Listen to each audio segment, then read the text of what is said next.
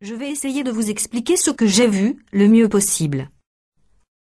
Tandis que la chose énorme et noire continuait de se contracter en expulsant ces odeurs immondes, je remarquai quelque chose qui ressemblait à des cornes, de couleur sobre, et qui sortait de cette chose, pour se diriger vers le haut, sur la terre.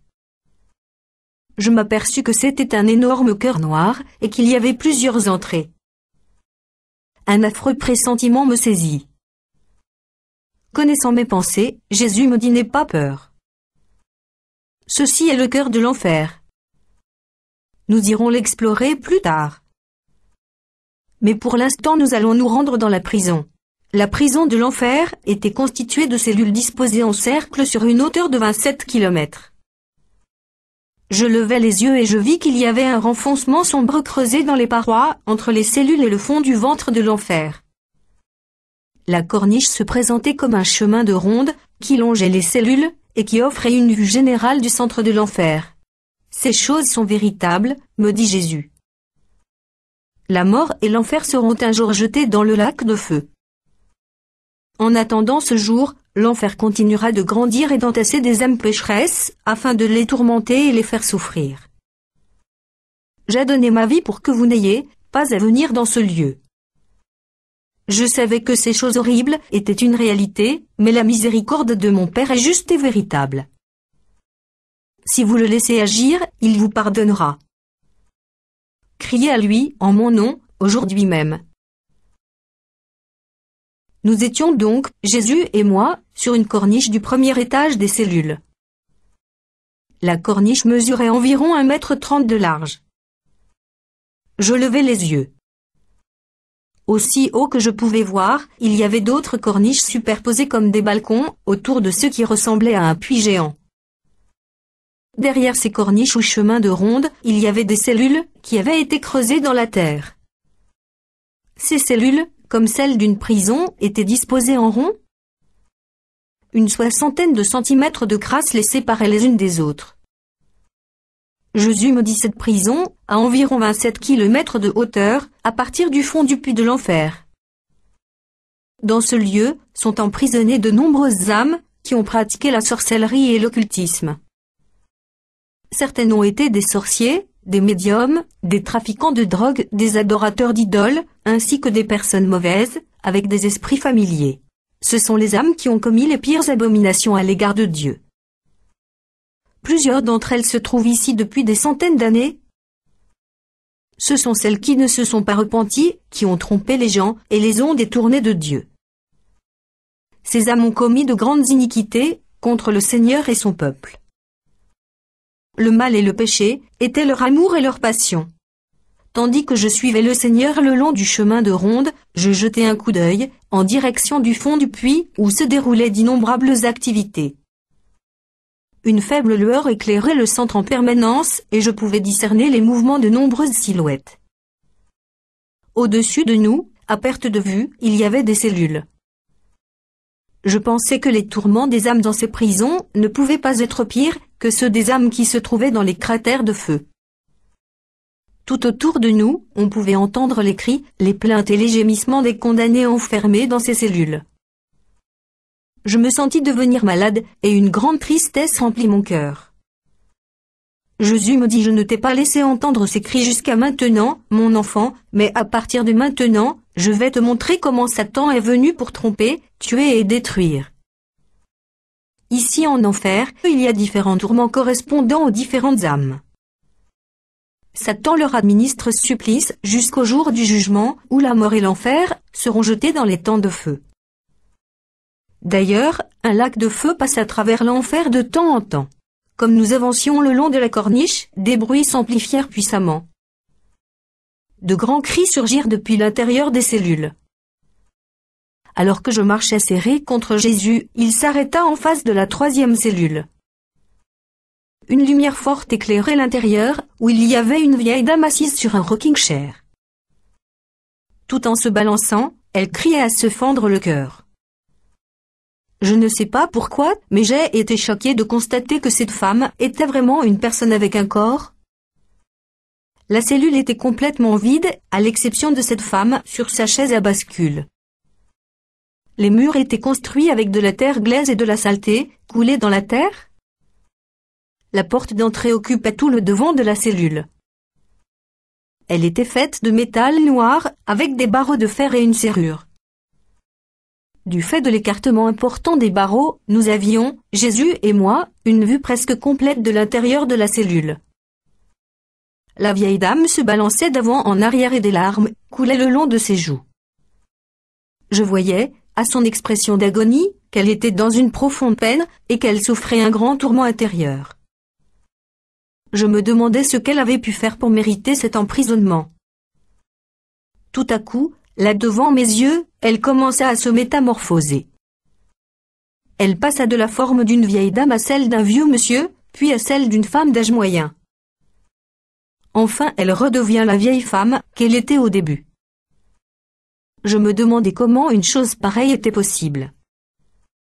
Quand elle aperçut Jésus, elle s'écria « Seigneur, aie pitié de moi.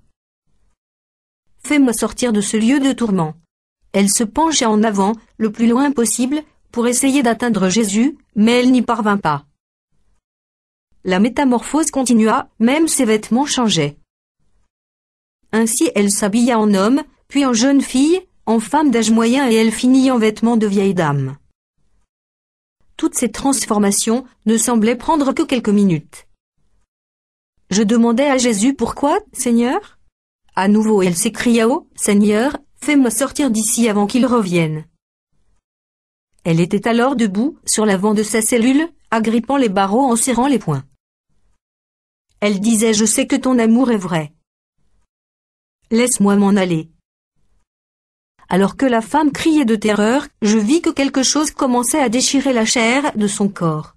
Elle n'est pas ce qu'elle semble être en apparence, me dit le Seigneur. La femme se rassit dans la chaise et commença à se balancer, mais cette fois, c'était un squelette qui se trouvait assis dans le rocking chair. Un squelette avec un brouillard crasseux à l'intérieur.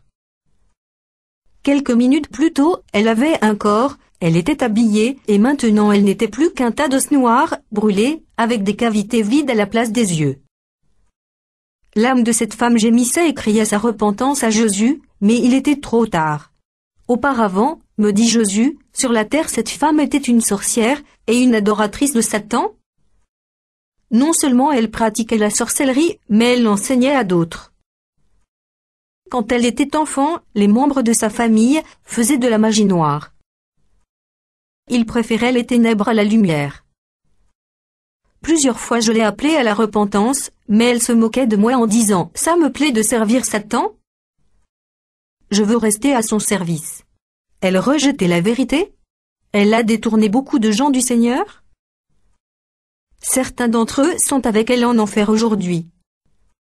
Si elle s'était repentie, je l'aurais sauvée, ainsi que plusieurs membres de sa famille, mais elle ne voulait pas écouter. Satan a trompé cette femme en lui faisant croire qu'elle recevrait un royaume, comme récompense pour l'avoir servi. Il lui a raconté qu'elle ne mourrait jamais, mais qu'elle vivrait avec lui pour toujours. Elle est morte en glorifiant Satan. En arrivant ici, elle a réclamé son royaume. Satan, le père du mensonge, lui a ri au nez en lui disant « Penses-tu que je vais partager mon royaume avec toi ? Le voilà ton royaume. » Et il l'a enfermée dans cette cellule où elle est tourmentée jour et nuit. Sur terre, elle enseignait beaucoup de sorcières qui pratiquaient la magie blanche et la magie noire. Aujourd'hui, elle souffre les douleurs de l'enfer et sa chair est déchiquetée à chaque métamorphose qu'elle n'a plus la capacité de contrôler et elle continue indéfiniment à se transformer, passant d'une forme à l'autre, mais sa forme véritable c'est celle d'une âme souillée dans son squelette. Satan se sert d'elle pour accomplir ses desseins diaboliques. Il se moque d'elle par ses sarcasmes, aussi souvent que possible, elle est amenée devant Satan, qui la torture pour son plaisir, Je l'ai appelée à moi de nombreuses fois dans le but de la sauver, mais elle ne voulait pas de moi. Maintenant, elle supplie pour obtenir le pardon. Mais il est trop tard. Elle est perdue et désespérée. Je regardais cette pauvre femme, perdue pour toujours dans les souffrances et le malheur, et bien qu'elle eût été une femme méchante, mon cœur fut brisé de compassion. Puis, bientôt, et comme si Jésus et moi n'existions pas, un démon arriva devant la porte de sa cellule. Il était marron avec des ailes cassées, et il ressemblait à un gros ours de par sa taille et son aspect. Il ouvrit la porte à l'aide d'une clé, faisant beaucoup de bruit, comme pour effrayer davantage la femme. Celle-ci hurlait de terreur tandis qu'il commença à l'attaquer et à la pousser hors de sa cellule. Ce démon la tourmente souvent, me dit Jésus. Seigneur, demandai-je, n'y a-t-il vraiment plus rien à faire? J'avais tellement pitié d'elle. Il est trop tard, répliqua Jésus, trop tard. Je comprends pourquoi les âmes enfermées dans ces cellules du ventre de l'enfer étaient différentes de celles qui se trouvaient ailleurs dans d'autres tourments. Mais il y a beaucoup d'autres choses que je n'ai pas comprises. Je n'ai surtout fait qu'écouter ce que Jésus m'a dit, et j'ai rédigé une narration de tout ce que j'ai pu voir ou entendre pour la gloire de Dieu. À perte de vue, les cellules de prisonniers semblaient disposées autour d'un cercle d'une longueur infinie. Il y avait un individu par cellule. Des gémissements, des plaintes, des soupirs et des hurlements s'échappaient des cellules tandis que nous passions devant elles. Nous avions peu avancé lorsque Jésus s'arrêta devant une autre cellule. Au moment où nous jetâmes un coup d'œil à l'intérieur, une lumière entra, celle que produisait Jésus. Je me trouvais devant une âme terriblement tourmentée. C'était une autre femme. Elle avait le teint bleuâtre. Sa chair morte et les parties qui se décomposaient tombaient de ses os. Ses os étaient tout brûlés et d'un noir profond. Elle portait sur elle des petits morceaux de guenilles et des lambeaux de vêtements déchirés. Des vers sortaient de sa chair et de ses os. Une odeur infecte imprégnait l'endroit. Comme la femme précédente, elle aussi était assise dans une chaise à bascule. Elle tenait dans ses bras une poupée de chiffon et tout en se balançant, elle pleurait en serrant la poupée contre son cœur. De gros sanglots la secouaient et des cris plaintifs sortaient de sa cellule. Elle aussi était une servante de Satan, me dit Jésus. Elle lui a vendu son âme, et de son vivant elle pratiquait toutes sortes de mal. La sorcellerie est une réalité. Cette femme a pratiqué et enseigné la sorcellerie et elle a entraîné beaucoup de gens dans les voies du mal. Ceux qui ont enseigné la sorcellerie reçoivent des pouvoirs particuliers en plus grand nombre de la part de Satan que ceux qui l'ont simplement pratiqué. Elle faisait de la divination et était médium pour son maître. Elle s'attira les faveurs de Satan pour tout le mal qu'elle commettait. Elle savait utiliser les puissances des ténèbres pour elle-même et pour Satan. Elle assistait à des messes noires et rendait des cultes à Satan. Elle était puissante pour lui. Je me demandais combien de personnes elle avait trompé pour Satan. Je regardais cette carcasse osseuse et son âme qui pleurait sur une poupée de chiffon, un morceau de chiffon sale, plutôt. La tristesse remplit mon cœur et j'eus les larmes aux yeux. Elle serrait contre elle la poupée de chiffon, comme si celle-ci avait pu la secourir, ou comme pour protéger la poupée. L'odeur de la mort planait sur cet endroit. Puis je la vis commencer à se transformer en une autre femme. En premier lieu, elle fut une vieille dame des années 30, puis une jeune femme de notre temps. Une fois après l'autre, elle effectuait cette fantastique transformation là devant nos yeux. Cette femme, me dit Jésus, était l'équivalent d'un prédicateur de Satan. De la même façon que nous avons des prédicateurs de l'Évangile, avec de vrais ministères, Satan a ses faux ministres. Ils sont la contrefaçon des vrais. Les dons sataniques sont exactement l'opposé des dons spirituels que j'accorde aux croyants. Cela, c'est la puissance des ténèbres. Les ouvriers de Satan travaillent dans l'occultisme, dans les boutiques de sorcellerie. Ils lisent dans les lignes de la main et font bien d'autres choses encore. un médium est un puissant ouvrier satanique. Ceux qui les consultant sont trompés et se placent totalement sous l'emprise de Satan. Certains ouvriers des ténèbres ne peuvent pas s'adresser à Satan sans l'intermédiaire d'un médium qui parle pour eux. Ils font des sacrifices humains et des sacrifices d'animaux pour le diable. Beaucoup de gens vendent leur âme à Satan en pensant qu'ils vivront éternellement, mais ils meurent d'une mort horrible. Satan pense encore actuellement pouvoir renverser Dieu et perturber son plan. Mais il a été vaincu à la croix. J'ai ôté les clés des mains de Satan, et j'ai tout pouvoir dans les cieux et sur la terre. Quand cette femme est morte, elle est allée directement en enfer. Les démons l'ont amenée devant Satan où, furieuse, elle a demandé de quel droit les démons avaient un pouvoir sur elle. Sur la terre, elle pensait que c'était elle qui avait pouvoir sur eux puisqu'elle leur donnait des ordres. Elle a réclamé aussi à Satan le royaume qui lui avait été promis. Satan a continué à lui mentir, même après sa mort. Il lui disait qu'il allait la faire revivre et l'utiliser à nouveau. Par la tromperie, elle lui avait amené beaucoup d'âmes. Aussi les mensonges de Satan lui semblèrent crédibles, mais finalement, Satan a ri et s'est moqué d'elle avec dédain, lui disant « Je t'ai trompé, et je me suis servi de toi pendant toutes ces années. Je ne te donnerai jamais mon royaume ?» Il a levé les bras vers elle et elle a ressenti comme si sa chair était arrachée de ses os. Elle a hurlé de douleur tandis qu'on apportait un gros livre noir à Satan. Il l'a ouvert et a parcouru du doigt les pages jusqu'à ce qu'il y trouve son nom. « Mais oui, a dit Satan, tu m'as servi sur la terre, tu m'as amené plus de 500 âmes ?»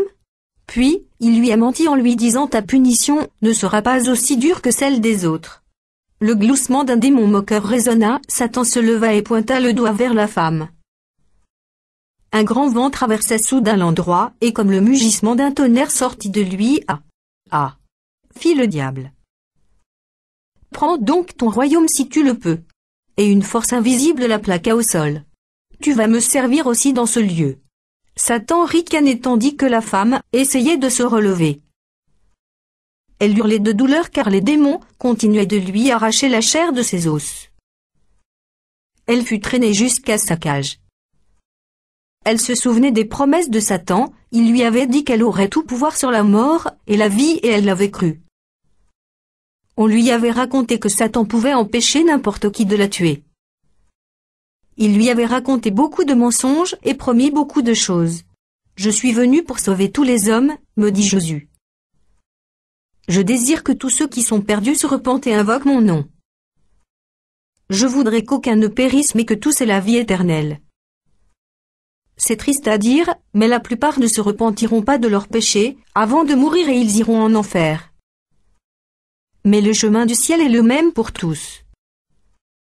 Vous devez naître de nouveau pour entrer dans le royaume de Dieu. Vous devez venir au Père en mon nom et vous repentir de vos péchés. Vous devez sincèrement donner votre cœur à Dieu et le servir. Mon enfant, la prochaine chose que je vais te révéler est encore plus horrible. Je sais que cela va t'affliger, mais je veux que le monde entende et connaisse ce que l'Esprit dit aux églises. Dans ces cellules, à perte de vue, il n'y a que des âmes tourmentées. Chaque fois que les cellules sont pleines, l'enfer s'élargit pour recevoir encore plus d'âmes. Vous avez toutes vos facultés en enfer, et si sur terre vous étiez aveugle, alors vous serez aveugle en enfer. Si vous n'aviez qu'un bras, vous n'aurez qu'un bras en enfer. J'ai l'obligation de vous dire de vous repentir car l'enfer est un endroit terrible, effroyable, un lieu dramatique de tristesse et de pleurs éternels de regret. Je vous en prie, je vous demande de croire ce que je dis car c'est la vérité. Cela a été tellement difficile pour moi que j'ai été malade plusieurs fois pendant la préparation de ce livre. J'ai vu des choses en enfer qui sont trop horribles à raconter. Plus affreuses encore que les hurlements dans les tourments, les odeurs de chair en décomposition et l'horreur des feux de l'enfer avec ses profonds cratères. J'ai également vu des choses que Dieu ne m'a pas permis d'écrire. Au moment de votre mort, si vous êtes né de nouveau par l'Esprit de Dieu, votre âme ira directement au ciel. Si vous êtes un pécheur, vous irez directement dans cet enfer brûlant. des démons avec de grosses chaînes vous traîneront et vous feront passer les portes de l'enfer, où vous serez jetés dans les cratères de tourment. À un moment donné, vous serez amené devant Satan, et vous serez tout à fait conscient de tout ce qui vous arrivera en ce lieu. Bien que les tourments des âmes soient différents de l'une à l'autre, Jésus m'a révélé que toutes sont brûlées par le feu. Il m'a aussi expliqué qu'il y a un endroit, en enfer, appelé le centre de divertissement. Les âmes confinées dans les cratères ne peuvent pas y être amenées. Le centre de divertissement ressemble à une piste de cirque. Ceux qui doivent être l'objet du divertissement sont amenés sur la piste centrale. Il s'agit de ceux qui, sur la terre, ont choisi de leur plein gré de servir Satan à la place de Dieu. Tout autour de cette arène sont assemblées les autres âmes, excepté celles des cratères. Les âmes placées au centre ont été des leaders du monde de l'occultisme lorsqu'ils étaient sur terre des médiums, des devins, des sorcières, des voyants, des magiciens, c'est-à-dire tous ceux qui, sciemment, ont fait le choix de servir Satan. De leur vivant, ils ont trompé les gens et les ont amenés à suivre Satan et à vivre dans le péché. Ceux qui ont été trompés et conduits à tomber dans le péché viennent et tourmentent ceux qui les ont trompés. Un par un, ils sont autorisés à les torturer. Dans ce genre de tourment, les os spirituels sont écartelés et ensevelis dans différents endroits de l'enfer. L'âme est littéralement déchiquetée et les morceaux éparpillés à travers l'enfer dans une sorte de chasse au trésor démoniaque. Les âmes mutilées souffrent d'horribles douleurs. Ceux qui sont à l'extérieur de la piste peuvent jeter des pierres sur ceux qui sont dans l'arène. Les plus inimaginables méthodes de torture sont permises. Les âmes tourmentées ainsi hurlent la mort, mais c'est ça la mort éternelle. Dans tout ce qui est pratiqué, c'est Satan qui donne les ordres. Voici ce qu'est le centre de divertissement. Jésus me dit: j'ai ôté les clés de l'enfer des mains de Satan il y a de nombreuses années. Je suis venu ouvrir ces cellules pour libérer mon peuple, car à l'époque de l'Ancien Testament, avant que je donne ma vie sur la croix, le paradis était situé près de l'enfer. Ces cellules étaient autrefois dans le paradis, mais maintenant Satan s'en sert pour ses mauvais desseins, et il en a fabriqué d'autres.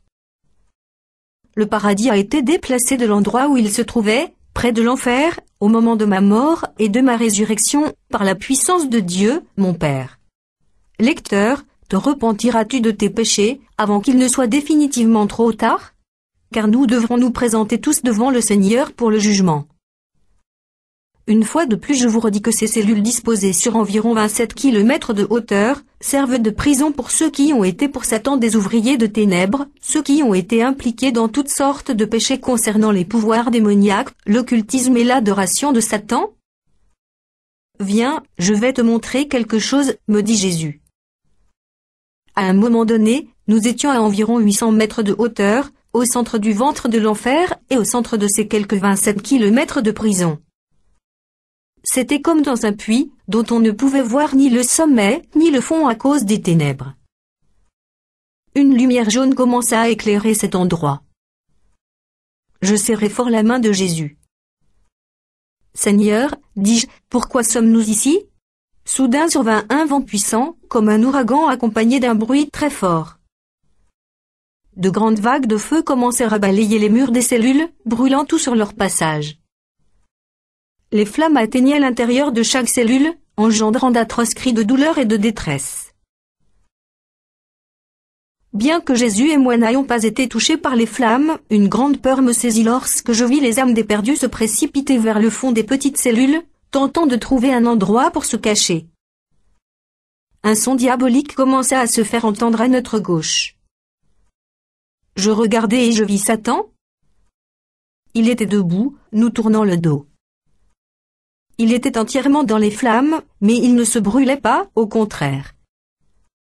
C'était lui qui produisait ce feu.